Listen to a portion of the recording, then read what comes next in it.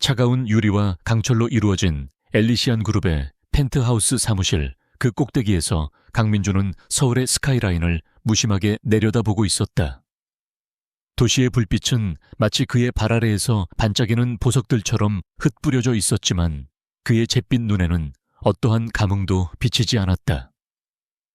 29의 나이로 대한민국 경제의 한 축을 담당하는 거대 기업의 총수가 된 그는 모두가 부러워하는 삶을 살고 있었다.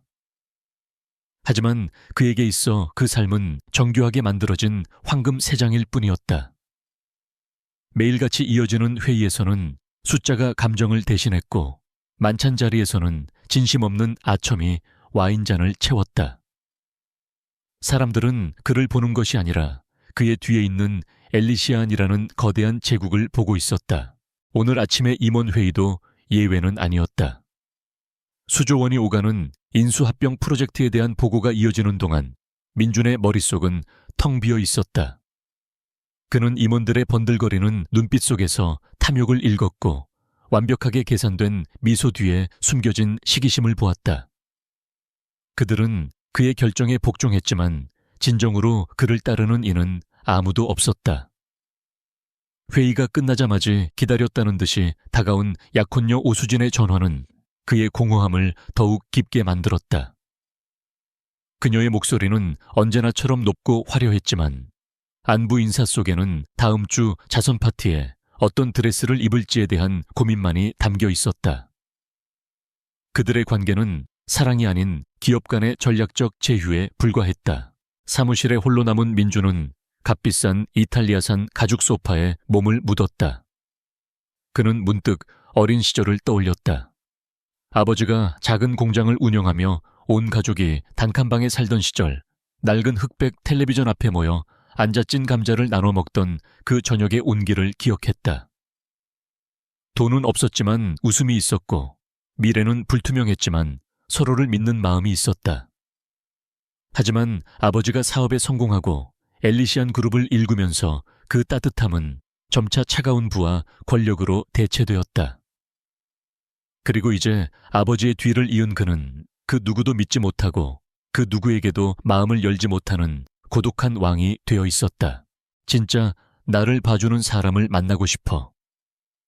나직한 혼잣말이 정적을 깨뜨렸다. 그것은 오랫동안 그의 내면에서 맴돌던 절실한 외침이었다.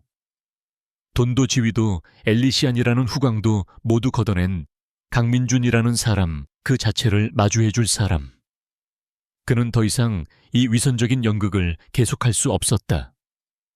중대한 결심이 그의 눈빛을 흔들었다.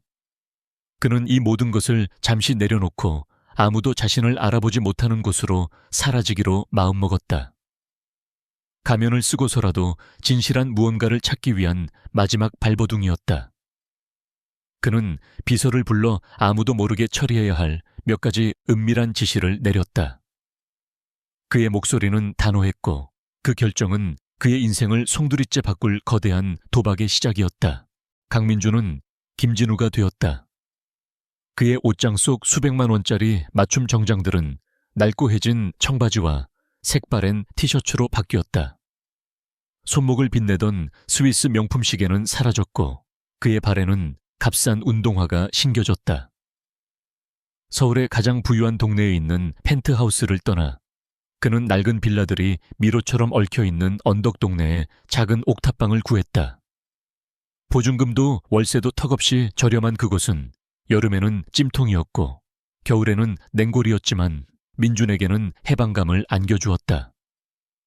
방 안에는 낡은 책상과 삐걱거리는 침대, 그리고 작은 냉장고가 전부였다.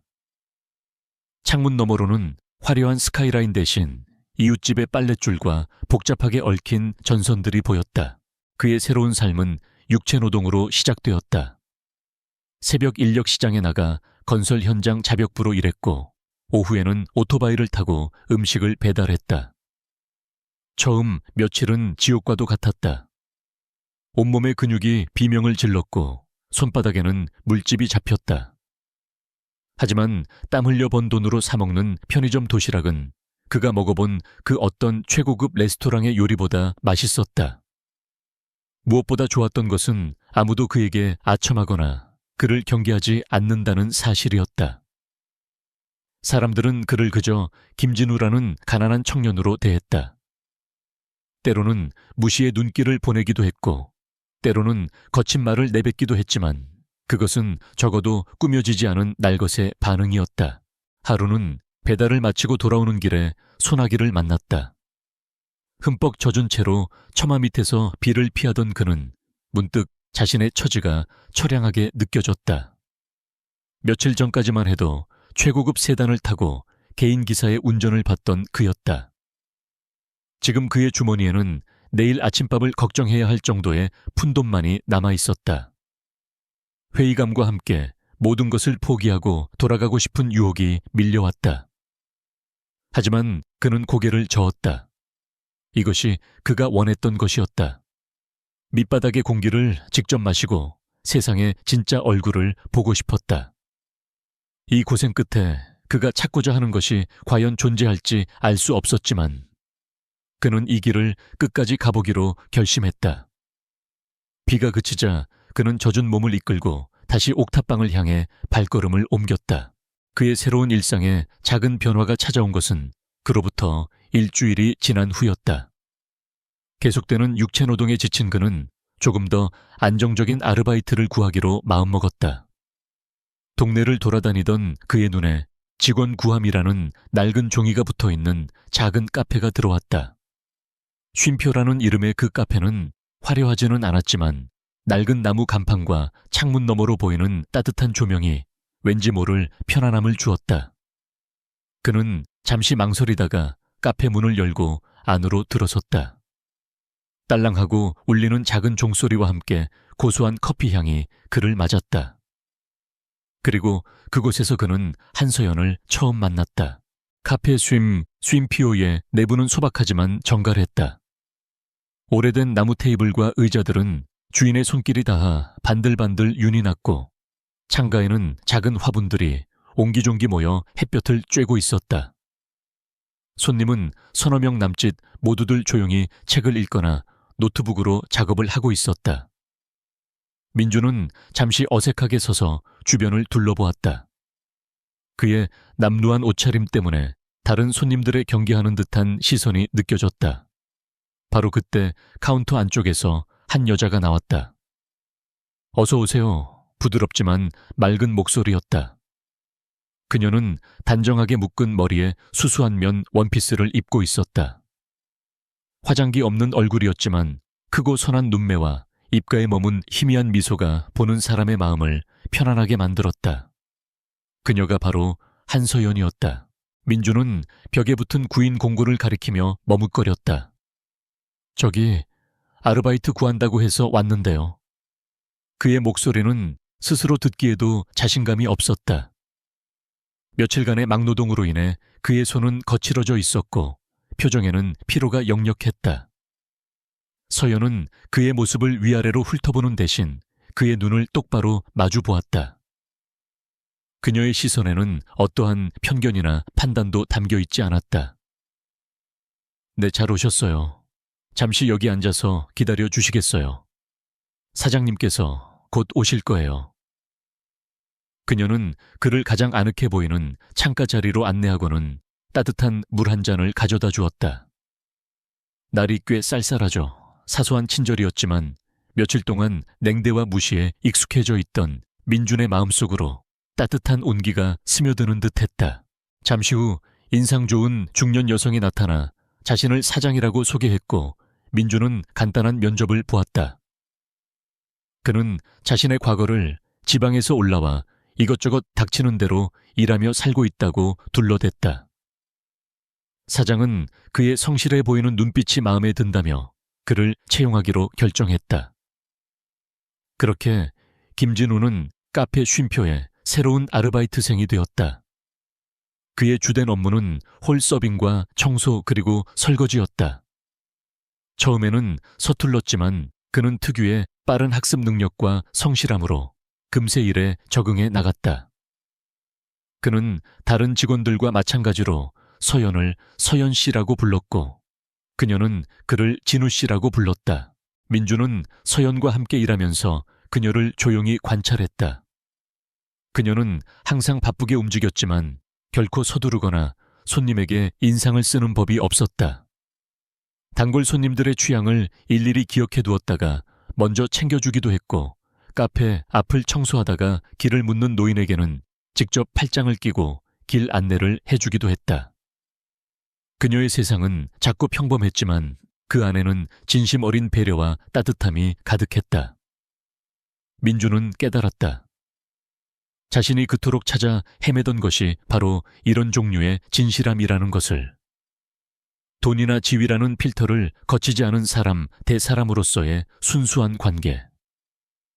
그는 점점 더 이 작은 카페와 그곳을 빛나게 만드는 한서연이라는 여자에게 마음을 빼앗기고 있음을 느꼈다. 민준아니 진우의 삶은 카페 쉼표를 중심으로 안정되기 시작했다. 그는 더 이상 새벽 인력 시장에 나가지 않았고 오토바이 배달도 그만두었다. 오전에는 카페에서 일하고 오후에는 동네 도서관에서 책을 읽거나 공원에서 시간을 보냈다.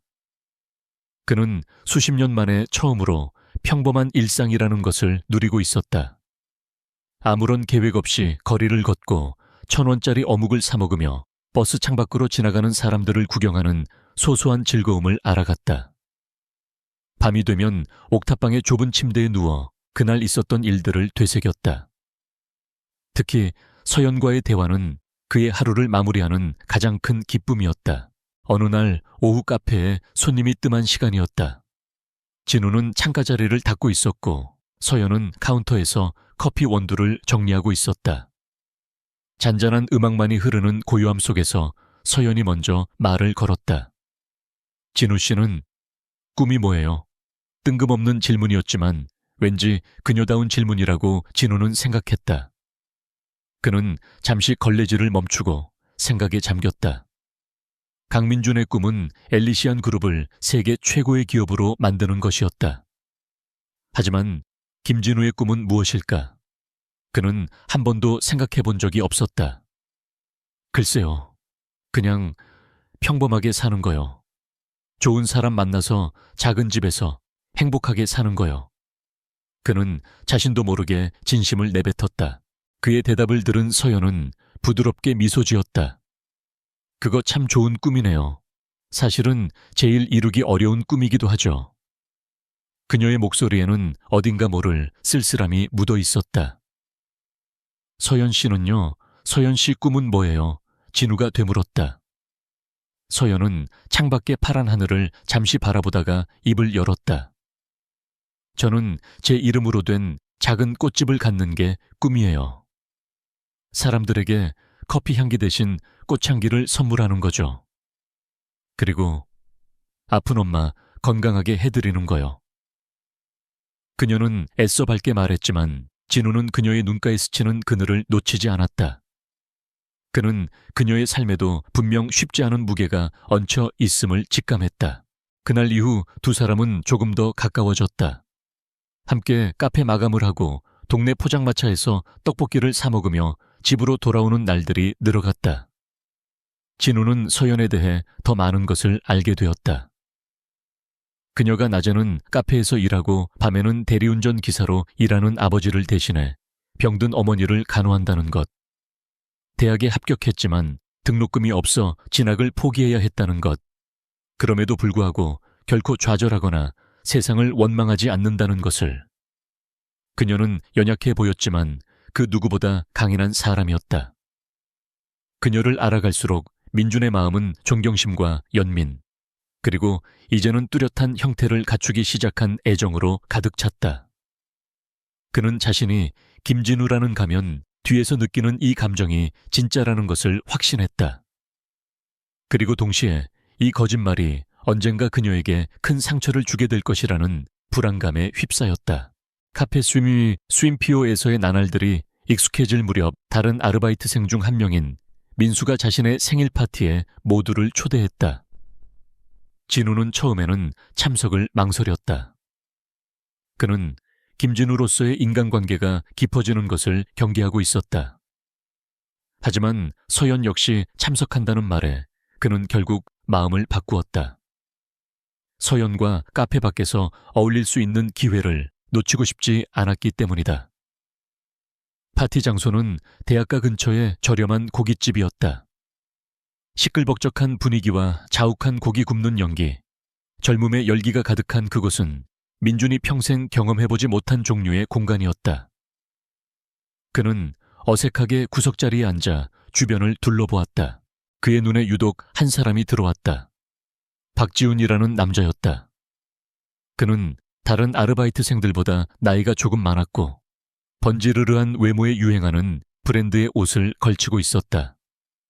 그는 대화의 중심에 서서 자신의 무용담을 떠벌리느라 바빴다. 대기업의 최종 면접까지 갔던 이야기, 아버지가 작은 사업체를 운영한다는 이야기, 곧 외제차를 뽑을 것이라는 이야기 등. 진실인지 허풍인지 알 수 없는 말들이었지만 몇몇 어린 아르바이트생들은 부러움 섞인 눈으로 그를 바라보고 있었다. 진우는 한눈에 그의 부류를 파악했다. 속은 비어있으면서 겉만 번지르르하게 포장하여 자신의 가치를 증명하려는 그가 가장 경멸하는 유형의 인간이었다. 문제는 박지훈이 노골적으로 서연에게 관심을 보인다는 점이었다. 그는 계속해서 서연의 옆자리를 차지하려 애썼고 고기를 구워 그녀의 접시에 올려주었으며 억지스러운 유머로 환심을 사려고 했다. 하지만 서연은 그의 과시적인 태도에 부담을 느끼는 듯 예의 바르지만 거리를 두는 미소로 일관했다. 그녀의 그런 모습은 진우의 마음을 더욱 사로잡았다. 서연은 사람의 겉모습이나 배경에 현혹되지 않는 자신만의 굳건한 기준을 가진 사람이었다.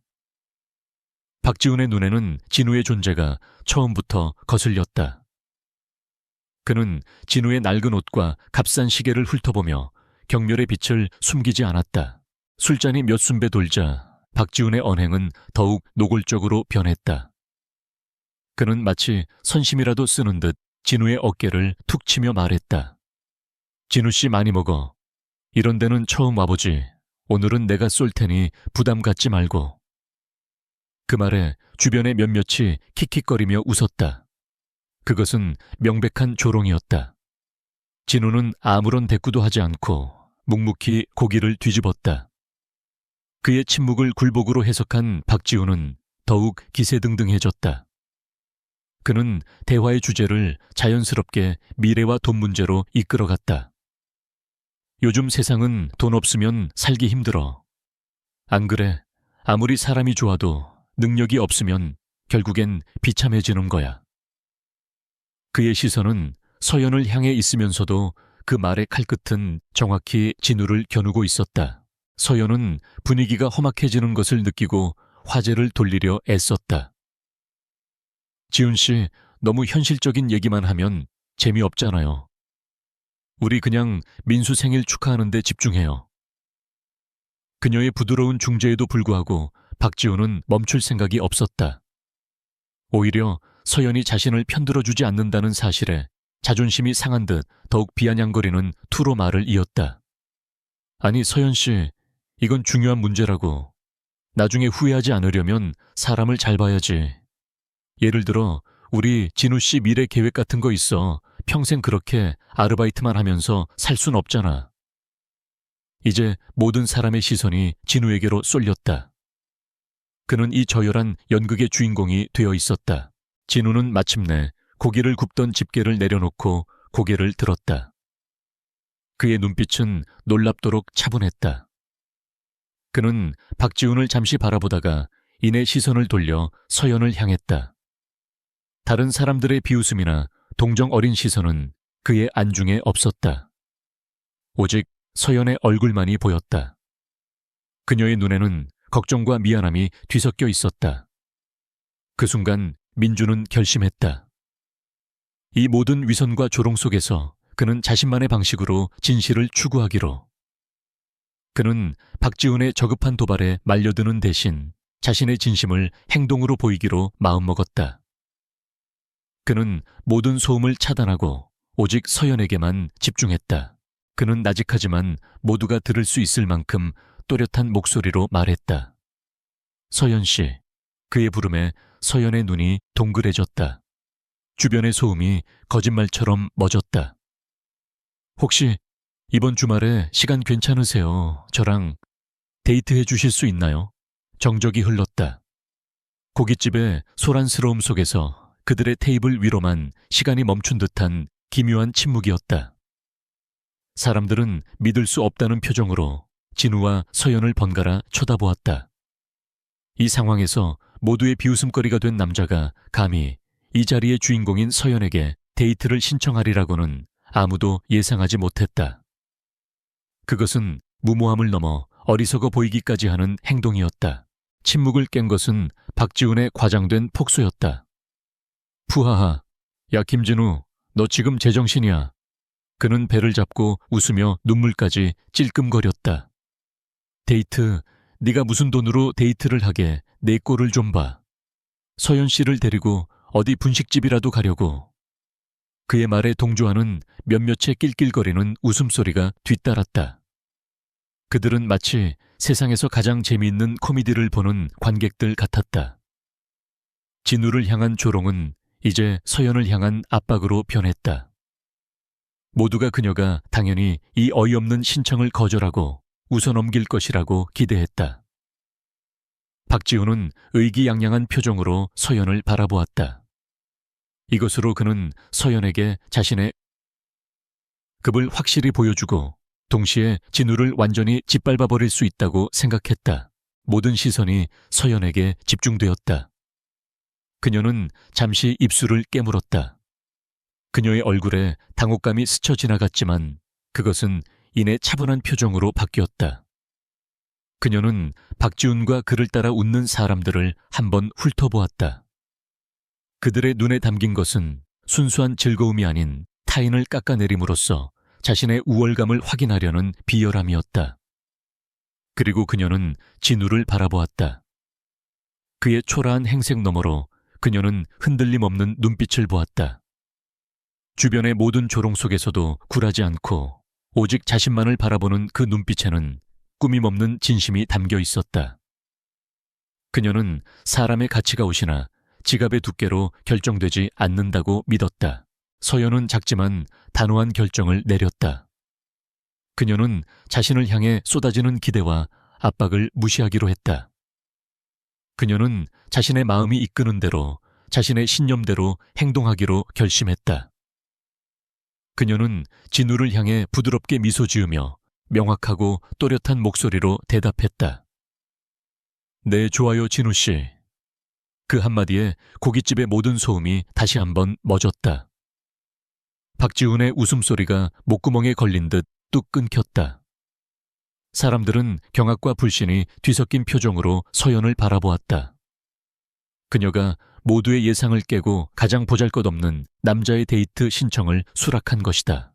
박지훈의 얼굴은 분노와 굴욕감으로 시뻘겋게 달아올랐다. 그는 무언가 소리치려 했지만 서연의 단호한 눈빛 앞에서 아무 말도 할 수 없었다. 상황은 역전되었다. 가장 큰 소리로 웃던 그가 가장 우스꽝스러운 패배자가 되었다. 진우는 아무 말 없이 서연을 바라보았다. 그의 가슴 속에서 뜨거운 감정이 솟구쳤다. 이 여자는 한서연이라는 이 여자는 진짜였다. 그는 수많은 사람들 속에서 단 한 명의 진짜를 찾아낸 기분이었다. 서연은 주변의 시선은 아랑곳하지 않고 진우에게 말을 이었다. 주말에 뭐 할지는 그때 같이 정해요. 그녀의 말은 두 사람만의 약속이 되었고 다른 사람들은 더 이상 끼어들 수 없는 견고한 벽이 되었다. 그날 밤 파티는 어색한 분위기 속에서 끝이 났지만 새로운 이야기가 막 시작되고 있었다. 데이트를 약속한 주말 아침. 강민주는 평생 느껴보지 못한 종류의 긴장감에 휩싸였다. 수조원 규모의 계약을 체결하는 자리에서도 수백 명의 주주들 앞에서 연설을 할 때도 그는 단 한 번도 떨어본 적이 없었다. 하지만 오늘 그는 낡은 옥탑방의 작은 거울 앞에서 몇 번이고 옷을 갈아입으며 안절부절 못했다. 그가 가진 옷이라고는 시장에서 산 값싼 티셔츠와 청바지 몇 벌이 전부였다. 그는 그 중에서 가장 깨끗하고 색이 덜 바랜 옷을 골라 입었다. 머리를 매만지고 낡았지만 깨끗하게 닦아놓은 운동화 끈을 고쳐 맸다. 그의 모습은 누가 봐도 영락없는 가난한 청년 김진우였지만 그의 마음만은 세상에서 가장 중요한 약속을 앞둔 사람처럼 설레고 또 두려웠다. 그는 서연과 동네버스 정류장에서 만나기로 했다. 약속 시간보다 10분이나 일찍 도착한 그는 초조하게 버스가 들어오는 방향을 쳐다보았다. 혹시나 그녀가 마음을 바꿔 나오지 않으면 어쩌나 하는 어리석은 걱정마저 들었다. 바로 그때 저 멀리서 익숙한 실루엣이 걸어왔다. 평소에 수수한 원피스 대신 하늘색 블라우스에 청바지를 입은 서연의 모습은 햇살 아래 더욱 청초하게 빛났다. 그녀는 민준을 발견하고는 환하게 미소 지으며 손을 흔들었다. 그 미소 하나에 민준의 마음속에 있던 모든 불안감이 눈 녹듯 사라졌다. 그는 마주 웃으며 그녀에게 다가갔다. 어색한 인사가 오갔지만 그 어색함마저도 풋풋한 설렘으로 느껴졌다. 어디 갈까요? 서연의 물음에 민준은 잠시 고민했다. 강민준이었다면 최고급 레스토랑을 예약하고 전용 기사를 대기시켰을 것이다. 하지만 김준우에게는 그럴 수 없었다. 그는 며칠간 아르바이트를 하며 모은 쌈짓돈을 떠올렸다. 혹시 떡볶이 좋아하세요? 그가 조심스럽게 묻자 서연의 얼굴이 활짝 펴졌다. 그럼요. 저 떡볶이 엄청 좋아해요. 그녀의 꾸밈없는 반응에 그는 안도했다. 그들은 나란히 걸어 근처의 재래시장으로 향했다. 시장 안쪽에 허름한 분식집, 낡은 플라스틱 테이블에 마주 앉은 두 사람은 마치 오래된 연인처럼 자연스러웠다. 김이 모락모락 나는 떡볶이와 뜨끈한 어묵 국물을 앞에 두고 그들의 소박한 첫 데이트가 시작되었다. 분식집은 사람들로 붐볐고 주변은 시끄러웠지만 두 사람은 오직 서로에게만 집중했다. 민주는 서연이 떡볶이를 맛있게 먹는 모습을 흐뭇하게 바라보았다. 작은 것에도 감사하고 소박한 음식에서도 행복을 느끼는 그녀의 모습은 그가 지금껏 만나왔던 세상의 여자들과는 완전히 달랐다. 그들은 시시콜콜한 이야기를 나누었다. 카페에서 있었던 재미있는 일, 좋아하는 영화, 싫어하는 음식 같은 것들. 대화는 끊이지 않고 이어졌고 웃음소리도 함께였다. 민주는 자신이 이렇게 편안하게 누군가와 대화를 나눈 것이 얼마만인지 기억조차 나지 않았다. 그는 더 이상 엘리시안의 총수가 아니었다. 그는 그저 한서연이라는 여자 앞에서 웃고 있는 김진우일 뿐이었다. 떡볶이를 먹은 후 그들은 근처의 작은 공원으로 향했다. 주말 오후의 공원은 평화로웠다. 아이들은 비눗방울을 불며 뛰어놀고 있었고 노부부는 벤치에 앉아 조용히 햇볕을 쬐고 있었다.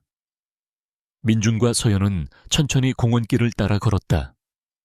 조금 전에 시끌벅적함 대신 차분한 공기가 두 사람을 감쌌고 대화는 자연스럽게 조금 더 깊은 곳으로 흘러 들어갔다. 민준은 그녀의 삶이 궁금했다. 서연 씨는 원래부터 여기서 살았어요. 그의 질문에 서연은 잠시 발걸음을 멈추고 멀리 하늘을 바라보았다. 아니요, 고등학생 때 서울로 올라왔어요. 아빠 사업이 갑자기 어려워져서 그때부터 꽤 고생했죠. 그녀의 목소리는 담담했지만 그 안에 담긴 시간의 무게가 느껴졌다. 그녀는 자신의 이야기를 조금씩 꺼내놓았다. 사실 그녀는 플로리스트가 되는 것이 꿈이었다고 했다. 향기로운 꽃들로 사람들의 마음을 위로해주는 일을 하고 싶었다고. 그래서 원예학과에 진학해 열심히 공부했지만 갑작스러운 어머니의 병환으로 모든 것을 중단해야 했다. 어머니는 만성 신부전증을 앓고 계셨고 정기적인 투석과 언젠가는 해야 할지도 모르는 이식 수술 때문에 집안의 모든 돈이 병원비로 들어가고 있었다. 그래서 꿈은 잠시 접어뒀어요. 지금 저한테 가장 큰 꿈은 그냥 우리 가족 모두 건강하고 행복하게 지내는 거예요. 그녀는 애써 웃어 보였지만 민주는 그녀의 미소 뒤에 숨겨진 슬픔과 희생을 읽을 수 있었다. 그녀의 이야기를 듣는 동안 민준의 가슴은 복잡한 감정들로 요동쳤다. 한편으로는 역경 앞에서도 좌절하지 않고 꿋꿋하게 살아가는 그녀에 대한 깊은 존경심이 끌어올랐다. 그녀는 그가 가진 모든 것을 합친 것보다 더 찬란한 내면을 가진 사람이었다. 하지만 동시에 지독한 죄책감이 그의 심장을 짓눌렀다. 지금 그녀가 겪고 있는 모든 경제적 어려움은 그에게는 전화 한 통이면 해결될 수 있는 문제였다.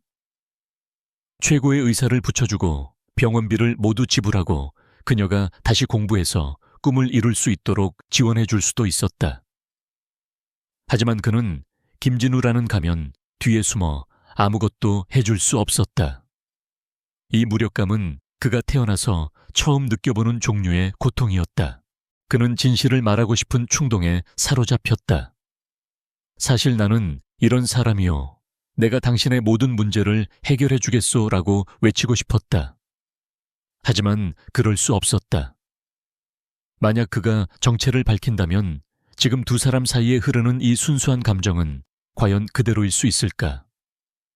그녀는 그를 강민준으로 보기 시작할 것이고 그들의 관계는 결국 그가 그토록 벗어나고 싶어 했던 돈과 권력의 관계로 변질될지도 모른다. 그는 그녀를 잃고 싶지 않았다. 이 거짓된 관계 속에서나마 느끼는 이 진실한 행복을 포기할 수 없었다. 그는 결국 입을 다물었다. 대신 그는 서툴지만 진심 어린 위로를 건넸다. 서연 씨는 정말 대단한 사람이에요. 모든 게 다 잘 될 거예요. 한편 그 시각 박지우는 자신의 자취방에서 친구들과 함께 술을 마시고 있었다. 그는 지난밤 고깃집에서의 굴욕을 잊지 못하고 있었다. 자신이 모두의 앞에서 그토록 무시했던 김진우에게 그것도 한서연을 빼앗겼다는 사실에 치가 떨렸다.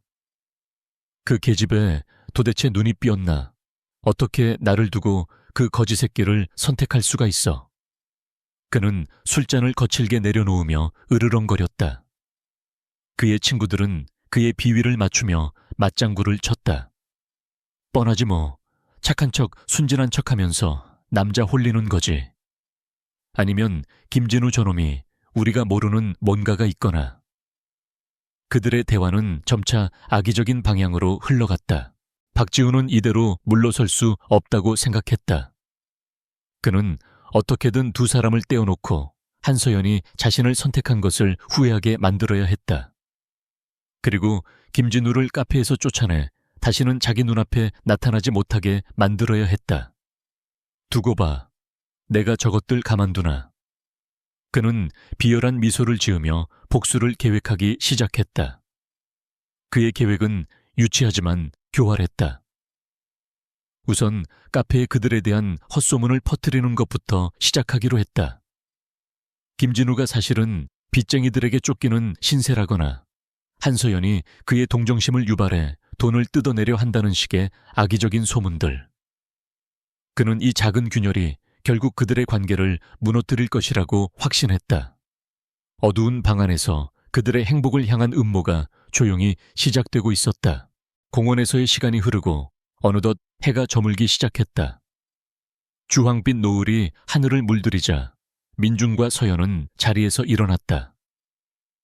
그들은 그녀의 집으로 가는 버스를 타기 위해 정류장으로 향했다. 돌아오는 길에는 말이 많지 않았다. 하지만 침묵은 어색하지 않았다.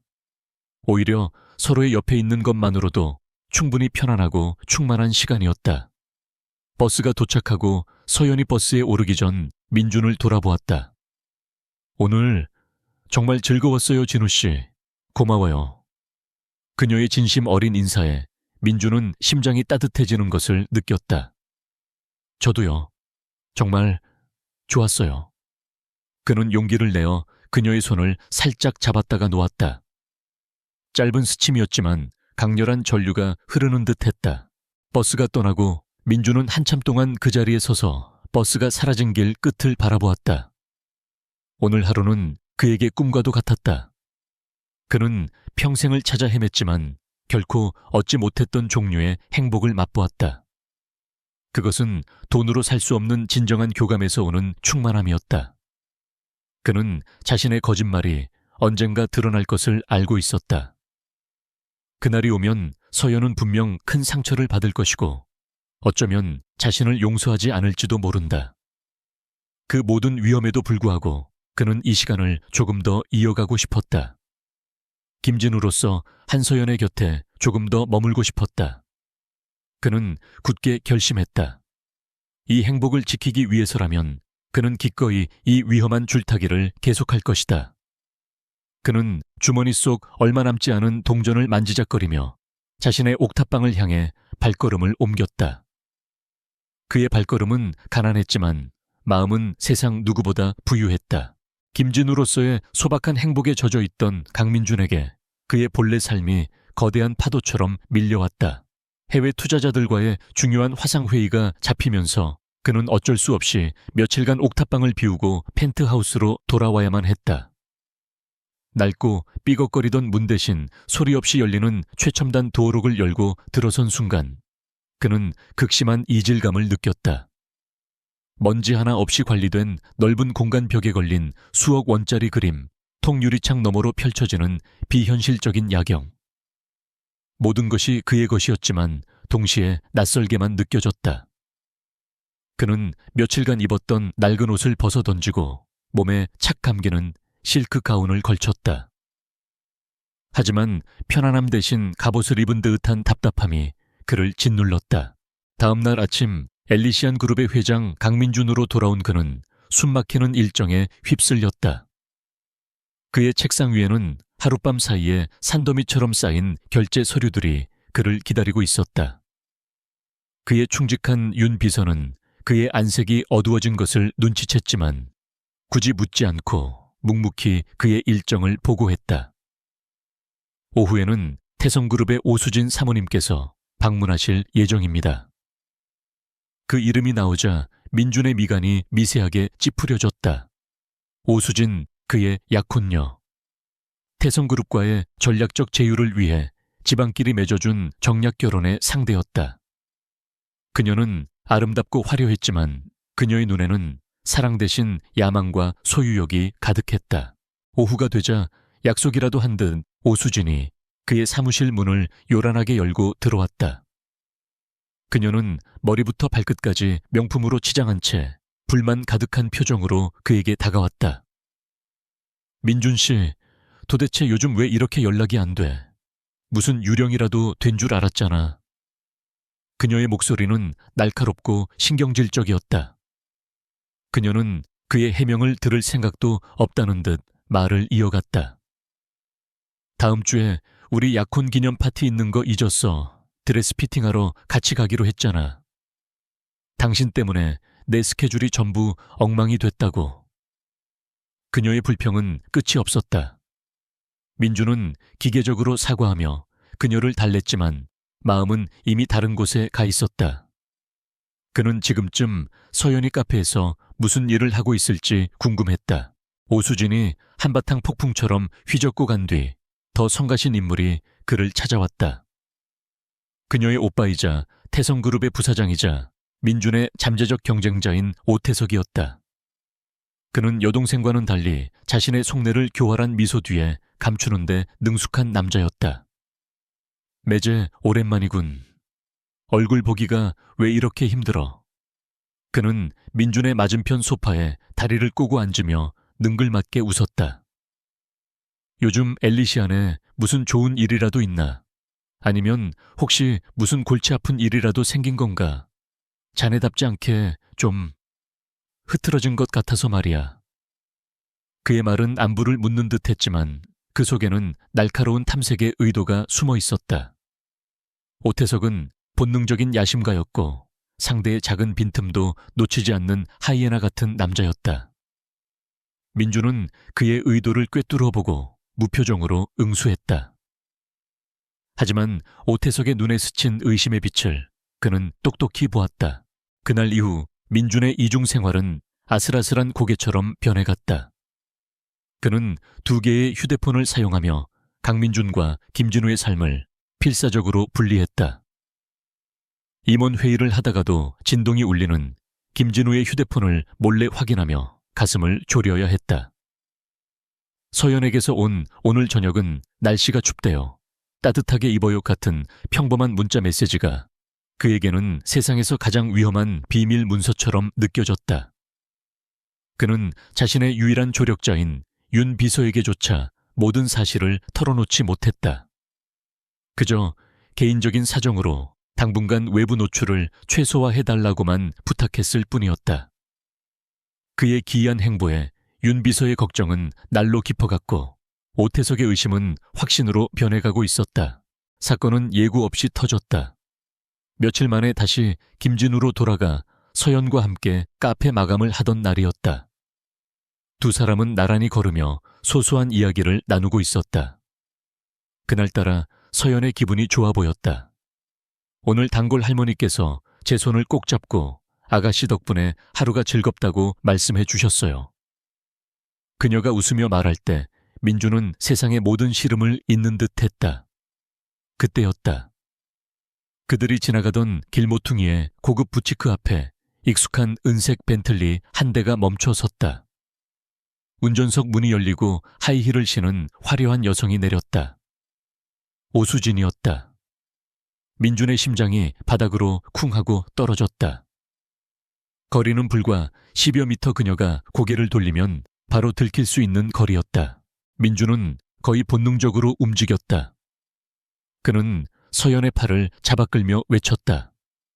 서연 씨 저쪽, 그리고는 그녀를 옆에 있던 좁은 골목으로 거칠게 밀어 넣어줬다. 갑작스러운 행동에 놀란 서연이 왜 그래요 진우 씨? 라고 물었지만 그는 대답할 겨를도 없이 그녀와 함께 골목벽에 몸을 바싹 붙였다. 그의 심장이 미친 듯이 뛰었다. 혹시라도 들킬까봐, 오수진이 이쪽을 돌아볼까봐 온 신경이 곤두섰다. 다행히 오수진은 친구와 통화를 하는지 휴대폰에 시선을 고정한 채 부티크 안으로 사라졌다. 몇 초의 시간이 몇 시간처럼 느껴졌다. 그녀의 모습이 완전히 사라지고 나서야 민주는 막고 있던 숨을 길게 내쉬었다. 온몸의 긴장이 풀리자 그제야 자신의 품에 안겨있는 서연의 놀란 눈과 마주쳤다. 그녀는 영문을 모르겠다는 표정으로 그를 올려다보고 있었다. 진우 씨, 대체 무슨 일이에요? 누구 아는 사람이라도 봤어요. 그녀의 목소리에 걱정이 가득했다. 민주는 순간 머릿속이 하얘졌다. 진실을 말할 수는 없었다. 그는 또다시 거짓말을 해야만 했다. 그는 애써 태연한 척하며 마른 입술을 열었다. 아, 미안해요. 너무 놀라게 했죠. 예전에 돈 빌리고 잠적한 사람을 본 것 같아서요. 엮이면 골치 아파질까봐 저도 모르게 그만. 그의 변명은 엉성하기 짝이 없었다. 하지만 지금 당장 그가 할 수 있는 최선의 거짓말이었다. 서연은 그의 말을 완전히 믿는 것 같지는 않았다. 그녀의 눈에 잠시 의아한 빛이 스쳤지만 이내 그녀는 고개를 끄덕였다. 그랬구나. 많이 놀랐겠네요. 괜찮아요 이제. 그녀는 오히려 그의 어깨를 토닥이며 그를 위로해 주었다.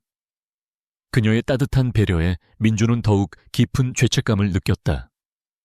그는 그녀의 순수한 신뢰를 거짓말로 더럽히고 있었다.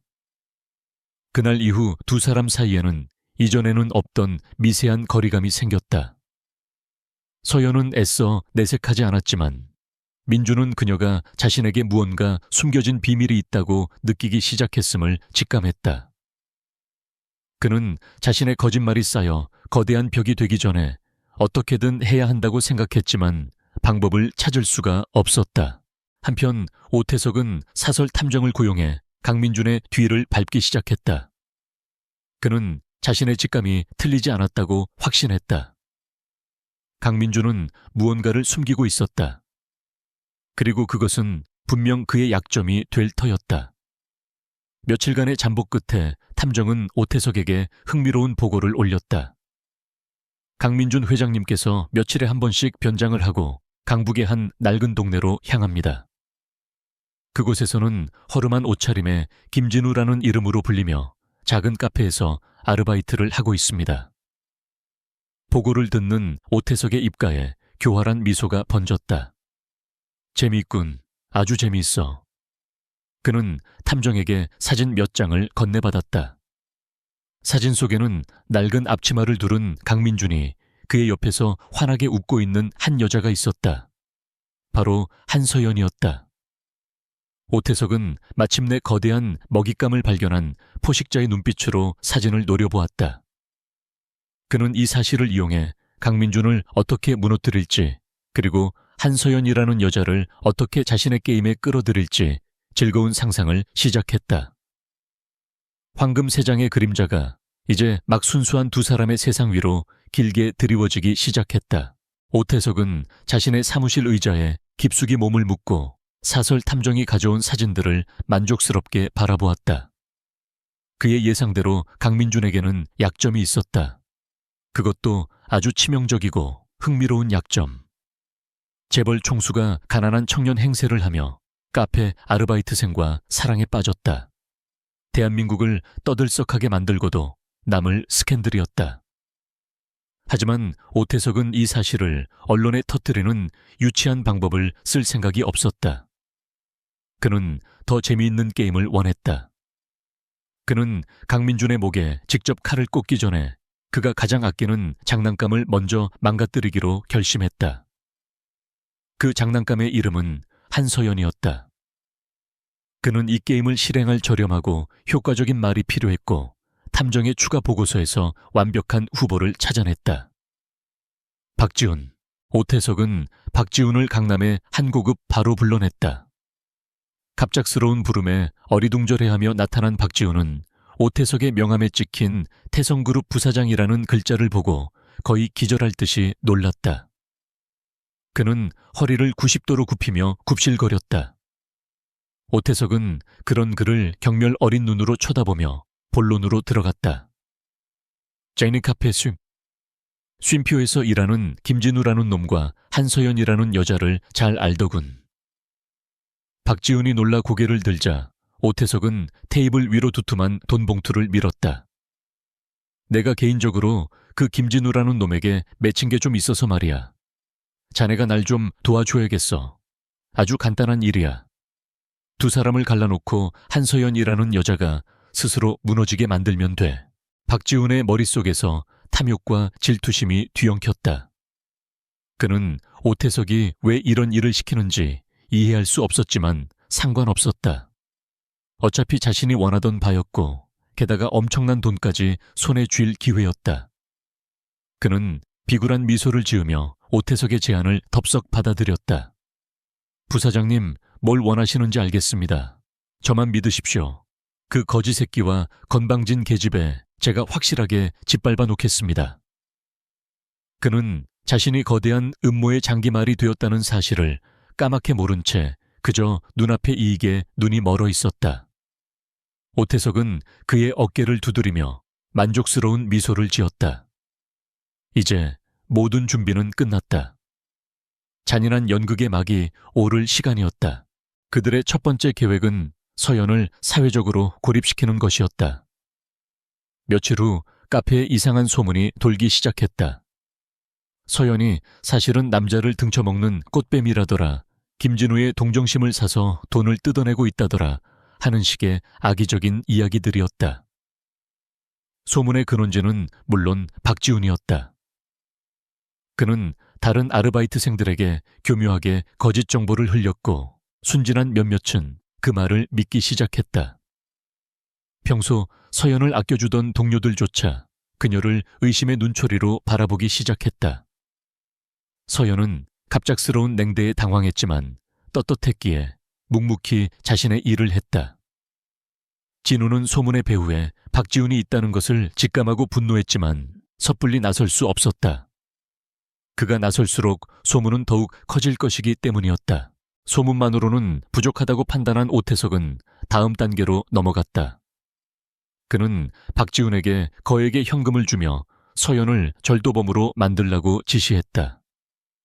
박지훈은 오태석이 고용한 기술자를 통해 카페에 CCTV를 교묘하게 편집하고 마감 시간 직후 몰래 카페에 들어가 계산대의 현금 일부를 빼돌렸다.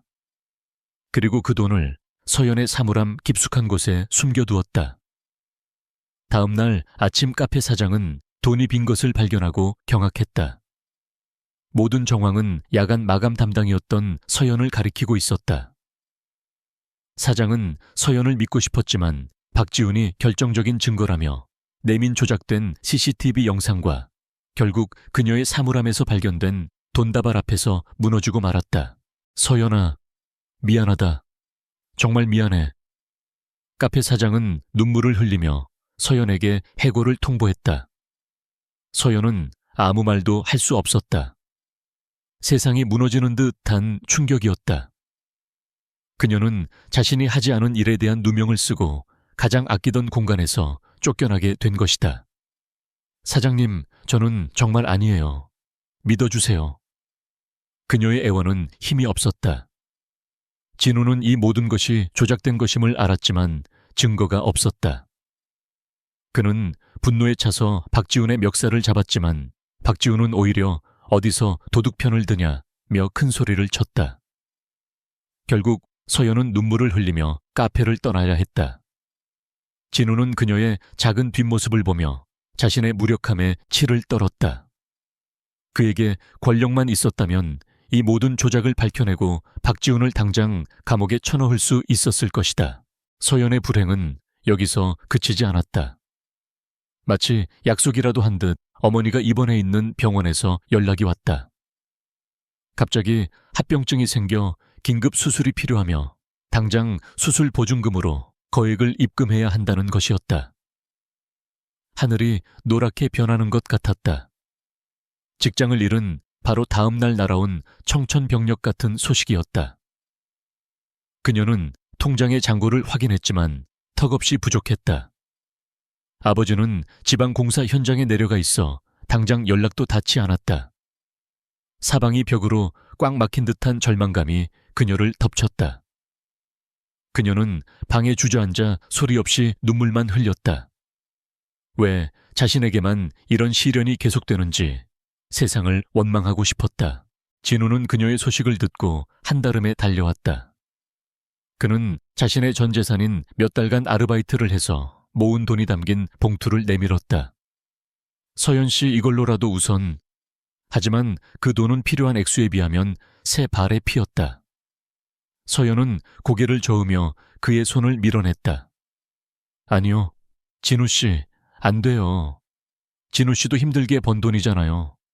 제가 어떻게 이걸 받아요? 그녀는 이 상황에서도 그의 처지를 먼저 생각하고 있었다. 그런 그녀의 모습에 민준의 가슴은 갈기갈기 찢어지는 듯 했다. 그는 당장이라도 윤 비서에게 전화해 돈을 송금하라고 명령하고 싶었지만 그럴 수 없었다.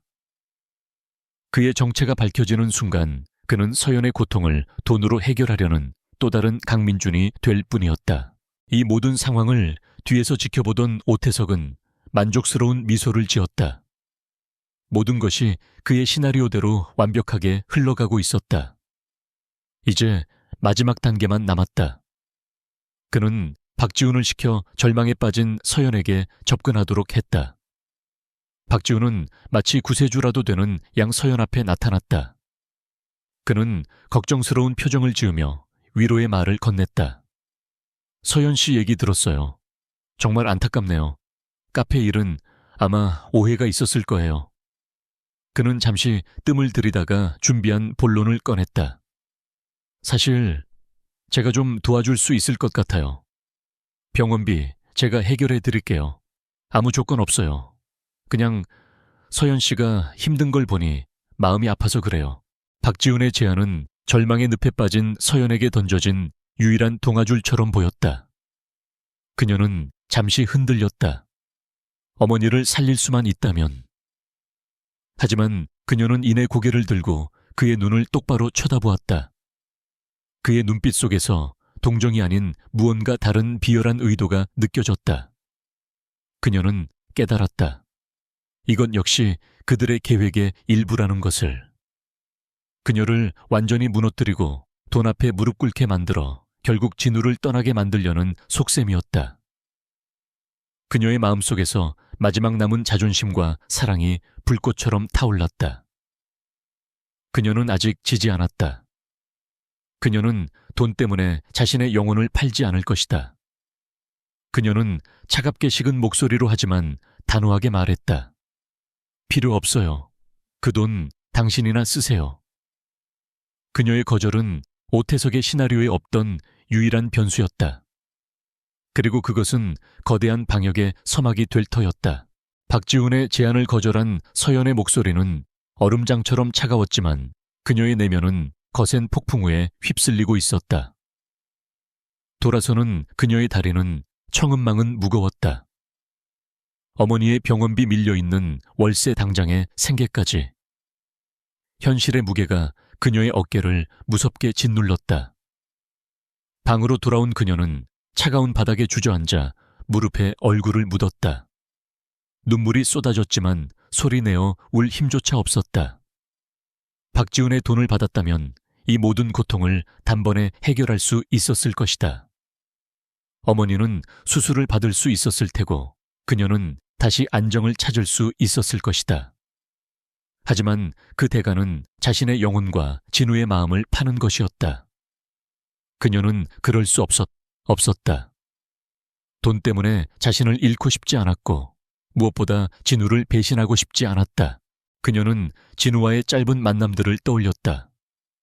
남루한 옷차림이었지만 항상 맑고 고닫던 그의 눈빛 서툴렀지만 진심이 담겨있던 그의 위로 모두의 비웃음 속에서도 자신을 향해 내밀었던 그의 손. 그가 가진 것은 아무것도 없었지만 그는 그녀에게 세상 그 누구도 주지 못했던 순수한 믿음과 위안을 주었다.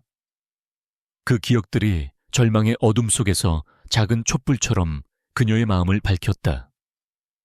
그녀는 이 사랑을, 이 신뢰를 지켜야만 했다.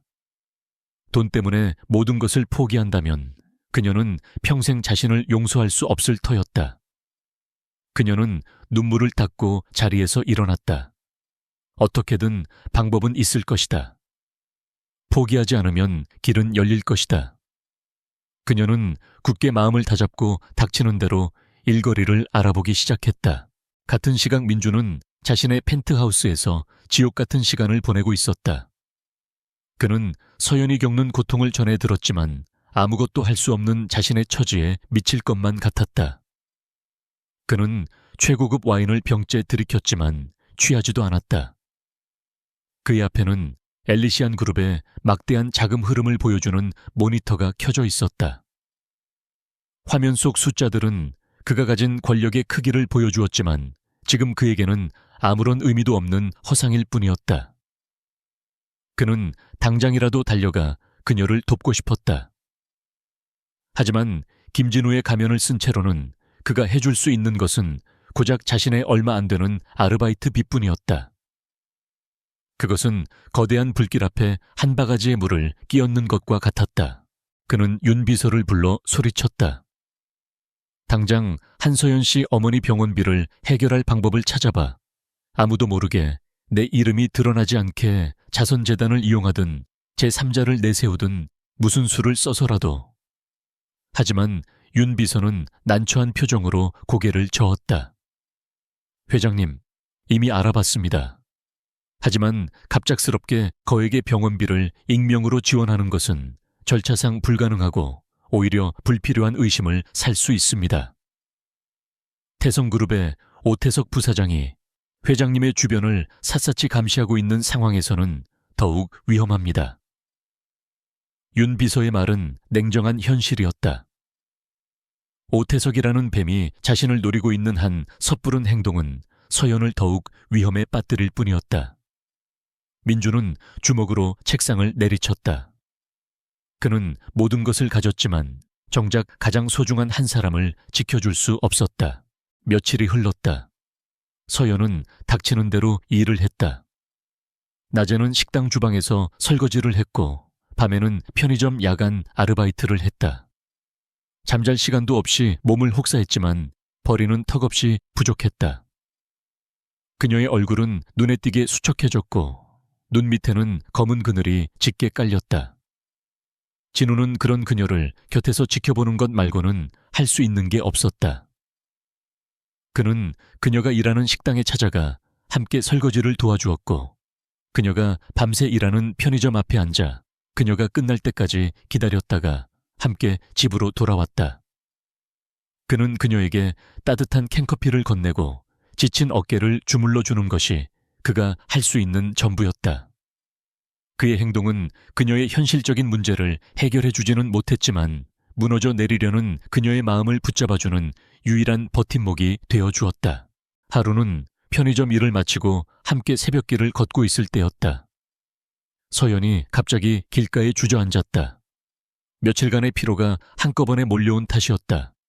진우는 놀라 그녀를 부축했다. 서연 씨 괜찮아요, 제발. 너무 무리하지 말아요. 그의 목소리가 안타까움에 떨렸다. 서연은 그의 품에 기댄 채 희미하게 웃었다. 괜찮아요. 진우 씨가 옆에 있어 줘서 나 아직 버틸 수 있어요. 그녀의 작은 속삭임에 민주는 가슴이 미어지는 것 같았다. 그는 그녀를 위해 아무것도 해준 것이 없었다. 그저 곁에 있어 주었을 뿐인데 그녀는 그것만으로도 힘을 얻고 있었다. 그는 그녀를 더욱 꽉 껴안았다. 이 순수하고 강인한 여자를 그는 반드시 지켜내야만 했다. 오태석과 박지우는 서연이 자신들의 제안을 거절하고 버티는 모습에 초조해지기 시작했다. 그들은 서연이 곧 무너질 것이라고 예상했지만 그녀는 생각보다 훨씬 강했다. 오태석은 이 게임이 길어지는 것을 원치 않았다. 그는 더욱 강력한 한 방을 준비했다. 그는 자신이 가진 인맥을 동원해 서연이 사는 낡은 빌라의 건물주에게 압력을 넣었다. 며칠 후 서연은 집주인으로부터 당장 집을 비워달라는 통보를 받았다. 밀린 월세는 핑계일 뿐 사실상의 강제 퇴거 명령이었다.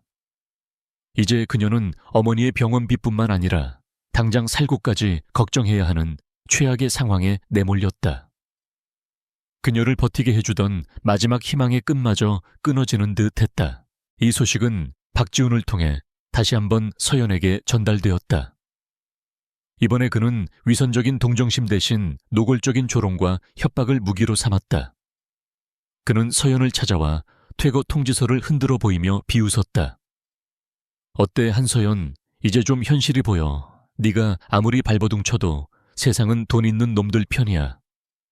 네 그 잘난 자존심, 내 엄마 목숨값보다 비싼가. 그는 서연의 턱을 거칠게 붙잡고 속삭였다. 마지막 기회야.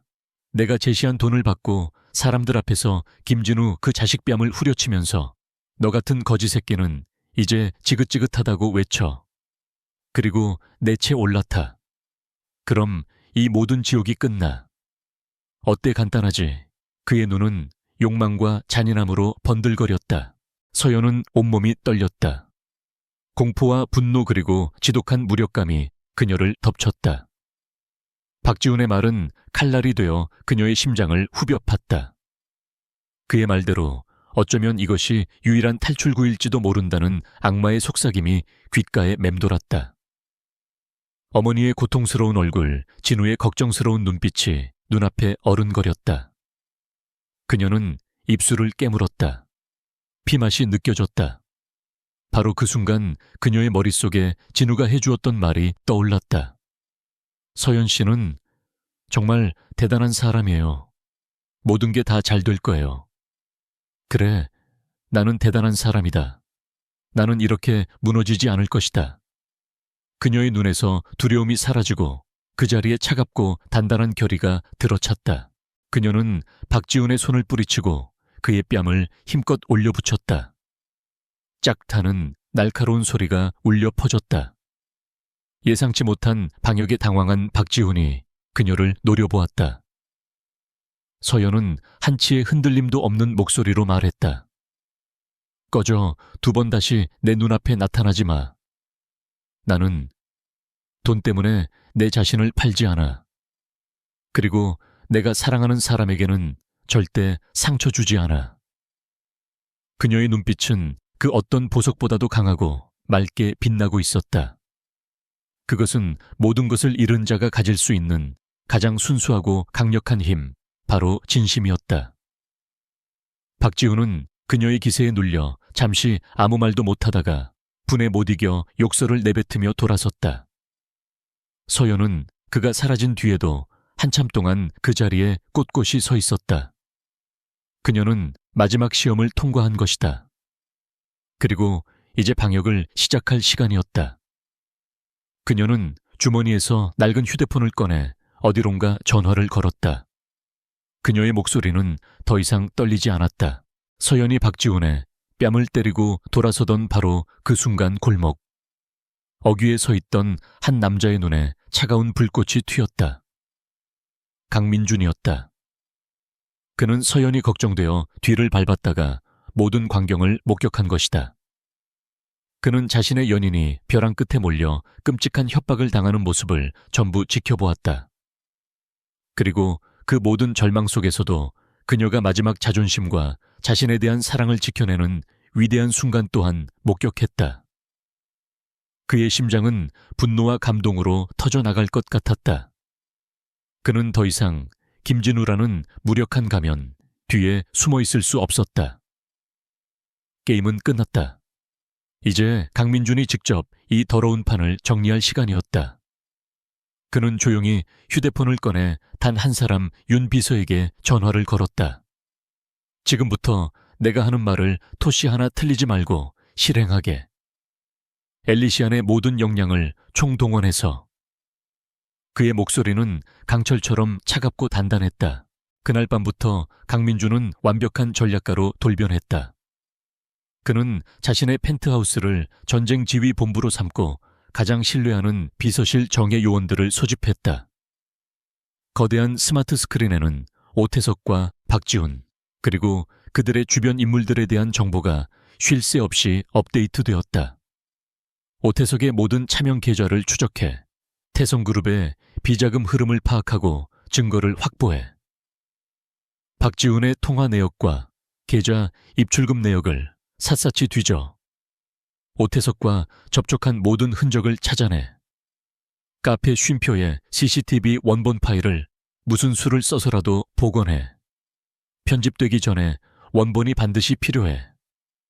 그의 지시는 빠르고 정확했으며 한치의 망설임도 없었다. 며칠간 무력감에 시달리던 김진우는 온데간데 없고 자신의 제국을 움직여 적을 섬멸하려는 냉철한 군주의 모습만이 남아있었다. 모든 증거가 그의 손안에 모이는 데는 차에 사흘이 걸리지 않았다. 오태석이 박지훈에게 거액의 돈을 송금한 내역 두 사람이 은밀히 만나는 모습이 담긴 사진, 박지훈이 서연을 협박하는 내용이 녹음된 파일, 그리고 마침내 복원된 서연의 무고를 증명하는 카페 12 원본 영상까지. 모든 조각이 맞춰졌다. 그는 이 모든 것을 터뜨릴 무대로 며칠 뒤에 열릴 엘리시안 그룹의 창립기념 갈라 파티를 선택했다. 대한민국 정재계의 모든 거물들과 언론이 주목하는 그 자리야말로 위선자들의 가면을 벗기고 그들을 가장 화려하게 지옥으로 떨어뜨릴 최적의 장소였다. 그는 윤 비서에게 오태석과 박지훈에게도 정중한 초대장을 보내라고 지시했다. 단두대로 향하는 마지막 초대장이었다. 모든 준비를 마친 그는 마지막으로 서연을 찾아갔다. 그녀는 퇴거 통보를 받고 작은 옥탑방에서 짐을 싸고 있었다. 며칠 사이 더욱 수척해진 그녀의 모습에 민준의 가슴이 아려왔다. 그는 말없이 그녀 앞에 하얀 상자와 봉투 하나를 내밀었다. 서연 씨. 그의 목소리는 여전히 김진우의 것이었다. 서연이 의아한 표정으로 그를 보자 그는 말을 이었다. 나한테 마지막으로 딱 한 번만 더 기회를 줄 수 있어요. 아무것도 묻지 말고 그냥 날 믿고 여기 같이 가줘요. 봉투 안에는 엘리시안 갈라 파티의 초대장이 들어있었고 상자 안에는 그녀의 청초한 아름다움을 더욱 빛내줄 우아한 드레스가 담겨 있었다. 서연은 혼란스러웠다. 가난한 아르바이트생인 진우 씨가 어떻게 이런 것들을... 하지만 그의 눈에는 그 어느 때보다 진실하고 절박한 빛이 담겨 있었다. 그녀는 알 수 없는 힘에 이끌려 조용히 고개를 끄덕였다. 갈라 파티가 열리는 날 엘리시안 호텔의 그랜드 볼룸은 대한민국의 밤하늘을 수놓은 모든 별들을 한자리에 모아놓은 듯 화려했다. 정재계의 인사들, 유명 연예인들, 그리고 그들의 일거수일투족을 담으려는 기자들로 인산인해를 이루었다. 파티의 호스트인 강민주는 완벽한 모습으로 손님들을 맞고 있었다. 그의 곁에는 약혼 여인 오수진이 보석처럼 빛나며 서 있었다. 오태석은 의기양양한 표정으로 여유롭게 샴페인을 즐기고 있었고, 박지훈은 난생 처음 겪어보는 상류층의 분위기에 취해 어깨를 으쓱이며 돌아다녔다. 그는 자신이 이제 이 세계의 일원이 된 것만 같은 착각에 빠져 있었다. 모든 것이 강민준의 시나리오대로 움직이고 있었다. 바로 그때 연 회장의 모든 문이 열리고 한 여인이 들어섰다. 한서연이었다. 심플하지만 우아한 남색 드레스를 입은 그녀는 화려한 보석으로 치장한 다른 여성들 사이에서 오히려 백합처럼 고고하고 청가하게 빛났다. 모든 사람의 시선이 그녀에게 쏠렸다. 누구도 그녀가 누구인지 알지 못했다. 오수진과 오태석, 박지훈은 그녀의 등장을 보고 경악을 금치 못했다. 저 여자가 어떻게 여기에 박지훈이 조롱 섞인 말을 던지기 위해 그녀에게 다가가려 했지만 귀신같이 나타난 경호원들에게 가로막혔다. 서연은 자신에게 쏟아지는 시선에 어쩔 줄 몰라 하며 자신을 이곳으로 이끈 진우를 찾고 있었다. 마침내 파티의 하이라이트인 회장 연설 시간이 되었다. 모든 조명이 꺼지고 무대 위의 강민준에게만 스포트라이트가 집중되었다. 그는 부드러운 목소리로 연설을 시작했다. 하지만 그의 이야기는 엘리시안 그룹의 비전이나 성과에 대한 것이 아니었다. 오늘 저는 여러분께 한 남자의 개인적인 이야기를 들려드리고자 합니다. 장래는 의아함으로 술렁였다. 그는 모든 것을 가졌지만 진실한 마음 하나를 얻지 못해 늘 공허했습니다. 그래서 그는 모든 것을 버리고 세상의 가장 낮은 곳으로 내려가 김진우라는 이름으로 살아가기로 결심했습니다. 그 이름이 나오는 순간 오태석의 얼굴이 굳어졌다. 무대 뒤에 거대한 스크린에 사진들이 나타나기 시작했다. 공사장에서 땀 흘리는 진우 서연과 떡볶이를 나눠 먹는 진우, 그리고 고깃집에서 박지훈에게 조롱당하는 진우의 모습까지. 박지훈의 얼굴은 새하얗게 질려버렸다. 강민준의 목소리가 얼음처럼 차갑게 변했다. 그리고 바로 그 남자가 접니다. 연 회장은 거대한 충격에 휩싸였다. 수많은 카메라 플래시가 미친 듯이 터져 나왔다. 오수진은 믿을 수 없다는 듯 비명을 질렀고, 오태석은 자신의 계산이 완전히 빗나갔음을 깨닫고 다리가 풀리는 것을 느꼈다. 강민준은 아랑곳하지 않고 말을 이었다. 그의 시선은 정확히 오태석과 박지훈을 향해 있었다. 제가 김진우로 살아가는 동안 어떤 비열한 자들이 한 순수한 여인의 삶을 짓밟으려는 것을 목격했습니다. 스크린에는 오태석이 박지훈에게 돈을 건네는 영상 조작되지 않은 카페시티 원본 박지훈이 서연을 협박하는 음성 파일이 차례대로 재생되었다. 태성그룹의 오태석 부사장과 그의 개 박지훈은 단지 저를 시험하고 한 여인을 모욕하기 위해 그녀에게 절도 누명을 씌우고 그녀의 어머니를 죽음의 위기로 몰아넣고 그녀를 길거리로 내쫓으려 했습니다. 모든 진실이 폭로되자 연 회장은 아수라장이 되었다. 기자들은 오태석에게 몰려들었고 그는 경호원들에게 둘러싸여 쥐구멍이라도 찾듯 도망치려 했다. 박지훈은 그 자리에 주저앉아 덜덜 떨고 있었다. 모든 것이 끝장이었다. 강민준은 연설의 마지막 말을 맺었다. 그의 눈은 이 모든 혼란 속에서 충격과 눈물로 얼룩진 채 자신을 바라보고 있는 단 한 사람, 서연을 향해 있었다. 저는 이 모든 거짓 속에서 제 인생의 유일한 진실을 발견했습니다. 그는 연단을 내려와 충격에 빠진 사람들 사이를 홍해가 갈라지듯 가르며 똑바로 그녀에게 걸어갔다. 세상의 모든 소음이 멎고 수백 명의 사람들 속에서 오직 두 사람만이 존재하는 듯 했다. 마침내 그가 그녀의 앞에 섰다. 가면을 벗은 진짜 강민준이 상처 입은 자신의 연인 앞에 서 있었다. 강민준은 자신을 향해 쏟아지는 수백 개의 시선과 카메라 플래시를 등진 채 오직 한서연의 눈만을 바라보았다. 그는 부드럽지만 단호한 힘으로 그녀의 손을 잡았다. 그녀의 손은 차갑게 떨리고 있었다. 그는 아무 말 없이 그녀를 이끌고 아수라장이 된 연회장을 빠져나왔다. 기자들과 사람들의 외침이 등 뒤에서 파도처럼 멀어졌다. 그는 그녀를 데리고 아무도 없는 호텔의 루프탑 가든으로 향했다. 서울의 야경이 두 사람의 발밑으로 펼쳐졌지만 그 아름다운 풍경도 지금 두 사람 사이의 무거운 침묵을 깨뜨리지는 못했다. 민준이 먼저 입을 열기 전까지 서연은 그저 아무 말 없이 그의 얼굴과 그가 입고 있는 값비싼 턱시도와 그들의 비현실적인 상황을 번갈아 쳐다볼 뿐이었다. 미안해요 해요. 민준의 목소리는 낮게 잠겨 있었다. 그 한마디에 마치 둑이 터진 것처럼 서연의 눈에서 눈물이 흘러내렸다. 그것은 분노의 눈물도 슬픔의 눈물도 아니었다. 거대한 혼란과 배신감, 그리고 아직 정리되지 않은 수많은 감정이 뒤섞인 눈물이었다. 누구세요? 그녀가 떨리는 목소리로 물었다. 내가 알던 김진우 씨예요. 아니면 지금 내 앞에 서 있는 강민준 회장님인가요? 도대체 뭐가 진짜예요? 우리가 함께 웃고 함께 울었던 그 모든 시간들, 그것도 다 당신의 연극의 일부였나요? 그녀의 말은 비수처럼 날아와 그의 심장에 박혔다. 그녀는 그의 부유함에 화가 난 것이 아니었다. 그녀는 그들의 관계를 지탱하던 유일한 기둥이었던 진실이 거짓이었다는 사실에 상처받은 것이다. 민준은 변명하지 않았다. 그는 그녀의 모든 비난을 온몸으로 받아냈다. 그는 그녀에게 한 걸음 다가가 그녀의 눈물을 닦아주려 했지만 그녀가 뒤로 물러서는 바람에 허공에 멈춰야 했다.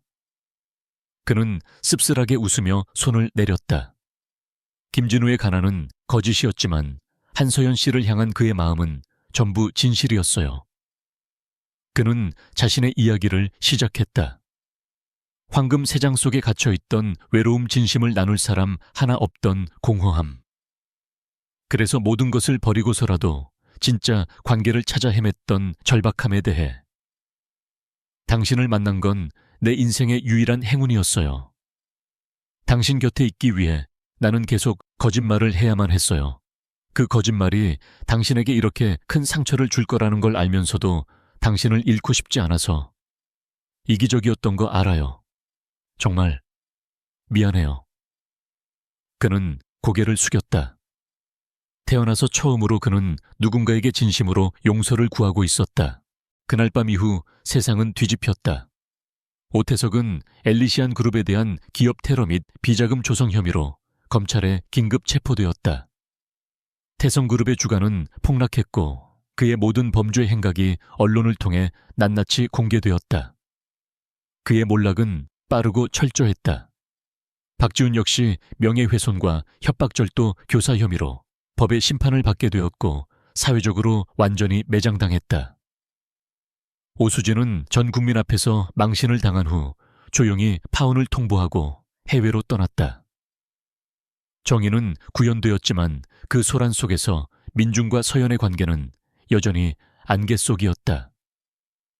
민준은 서연에게 생각할 시간을 주었다. 그는 그녀를 닥달하거나 돈으로 그녀의 마음을 사려 하지 않았다. 그저 묵묵히 기다렸다. 그가 가장 먼저 한 일은 서연의 어머니를 엘리시안 그룹의 VVIP 병동으로 옮기는 것이었다. 대한민국 최고의 의료진이 그녀의 어머니를 돌보기 시작했고 기적처럼 어머니의 병세는 빠르게 호전되었다. 또한 그는 변호사를 통해 서연이 오태석과 박지훈에게 받은 정신적 물질적 피해에 대한 공식적인 손해배상 청구를 진행했다. 그 결과로 나온 거액의 배상금으로 그녀의 모든 빚이 청산되고 그녀와 그녀의 가족이 편안하게 살 수 있는 아담한 아파트가 마련되었다. 그는 이 모든 것을 보상이라는 이름으로 진행했다. 그녀가 불편한 마음을 갖지 않도록 이것은 시혜가 아니라 그녀가 당연히 받아야 할 권리라는 점을 분명히 했다. 몇 달의 시간이 흘렀다. 그 시간 동안 민주는 단 한 번도 서연 앞에 회장의 모습으로 나타나지 않았다. 그는 여전히 낡은 청바지에 티셔츠 차림으로 그녀가 새로 이사한 동네를 찾아왔다. 그는 그녀의 집 문을 두드리는 대신 그녀가 장을 보고 돌아오는 길목에서 조용히 기다렸다. 그리고는 말없이 그녀의 무거운 짐을 들어 함께 걸었다. 그들은 예전처럼 많은 대화를 나누지는 않았지만 함께 걷는 그 침묵 속에서 서서히 신뢰가 다시 쌓여가고 있었다. 그는 그녀가 그토록 원했던 플로리스트 공부를 다시 시작할 수 있도록 엘리시안 장학재단을 통해 익명의 후원자 자격으로 그녀를 지원했다. 그는 그녀의 꿈을 존중했고 그녀가 스스로의 힘으로 일어서기를 바랐다. 서연의 마음도 천천히 열리고 있었다. 그녀는 그의 진심을 보았다. 그는 자신을 속였지만 그 이면에는 누구보다 진실한 마음을 갈구했던 한 남자의 외로움이 있었다는 것을 이해하게 되었다. 그리고 그는 자신의 잘못을 바로잡기 위해 권력을 휘두르는 대신 조용하고 끈기 있는 방식으로 최선을 다하고 있었다. 그녀는 깨달았다.